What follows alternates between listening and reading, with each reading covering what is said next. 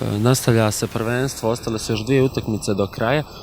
Savladali smo jednu tešku ekipu Rudara, idemo sad u Podgoricu, bez rezultatskog značaja, jer smo i mi i oni obezbijedili evropsko takmičenje, ali mi ćemo se potruditi da odigramo što bolju utakmicu, da osvojimo nova 3 boda.